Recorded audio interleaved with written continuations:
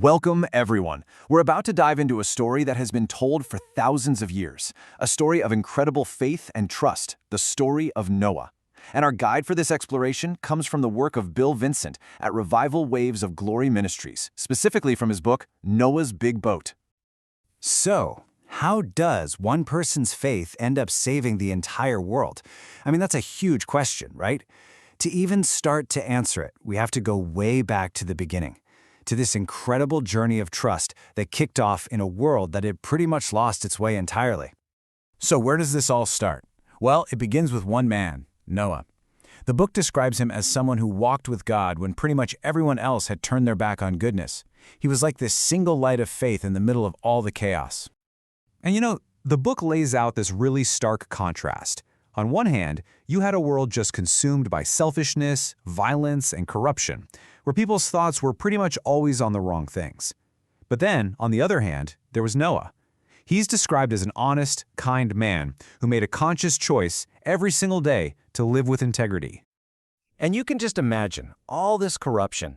It was heartbreaking for God. When God looked down at the beautiful world he had created, he saw that it was just filled with pain and grief instead of the love he had intended for it.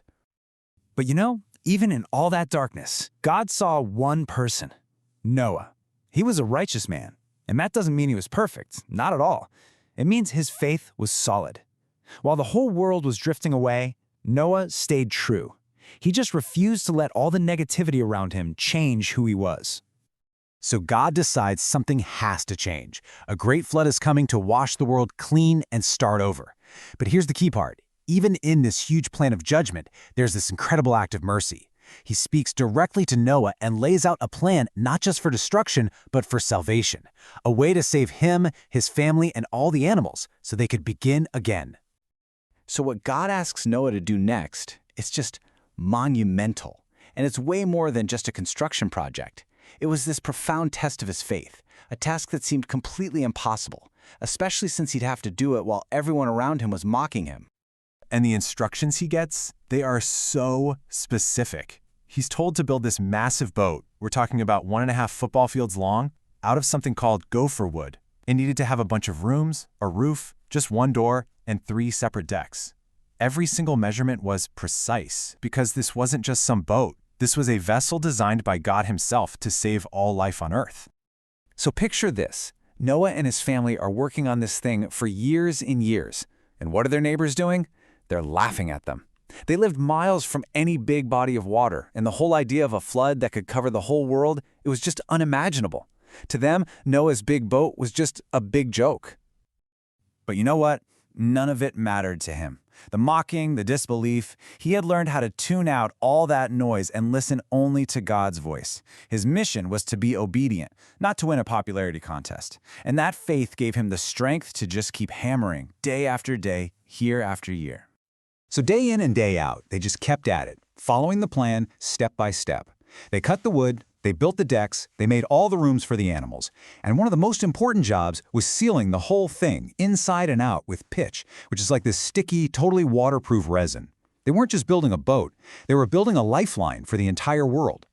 And that kind of dedication, that unwavering faith, it's really the heart of the story. If you're interested in exploring that idea more and what it means to live a life of purpose like Noah did, you can actually find more teachings from the author at revivalwavesofgloryministries.com. All right, so after all those years of hard work, the ark is finally done, and now comes the real test. The world itself was about to be changed forever, and Noah's faith was about to face its biggest challenge yet. And then, something absolutely amazing starts to happen. Animals of every kind just start showing up, 2 by 2. Lions, elephants, tiny birds, you name it, they came. And Noah didn't have to round them up. God sent them. And what a sight it must have been. Predators and prey, all walking together peacefully onto the ark. Once Noah's family and all the animals were safely inside, Noah doesn't shut the door. God does. That's a huge moment, right? It's like this final divine seal of protection. The time for getting on board was over, and everyone inside was now completely in God's care. And then it starts. For 40 days and 40 nights, the rain just doesn't stop. We're talking a massive downpour with water coming up from the ground and down from the sky. It rose so fast that soon that giant ark just lifted up and started to float on this huge, endless ocean that covered absolutely everything, even the tallest mountains. But inside that ark, it was a different world. While total chaos and destruction reigned outside, inside there was calm, there was safety, the animals were peaceful.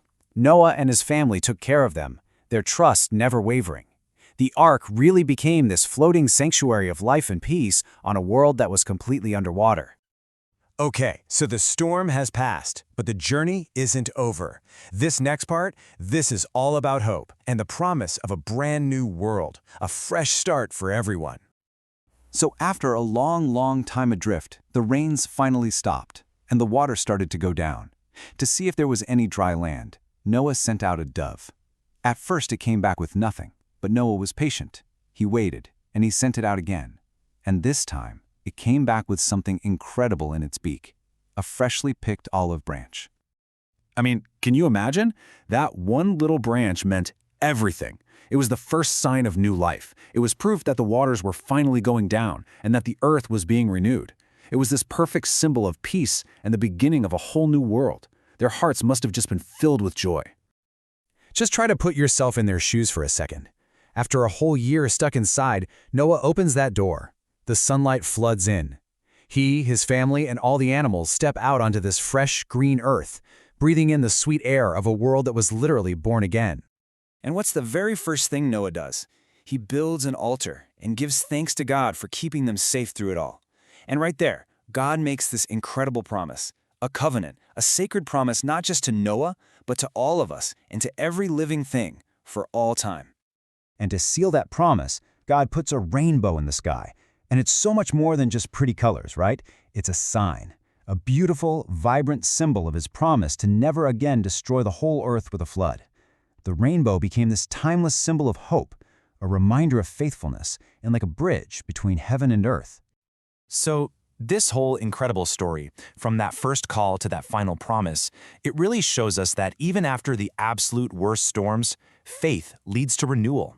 It leads to hope. Which kind of makes you think, doesn't it? What are the rainbows, the signs of hope and promise in our own lives? To explore more inspiring messages from Bill Vincent and what it means to live a life of faith, be sure to visit revivalwavesofgloryministries.com. Thank you for listening to the Deep Dive Podcast.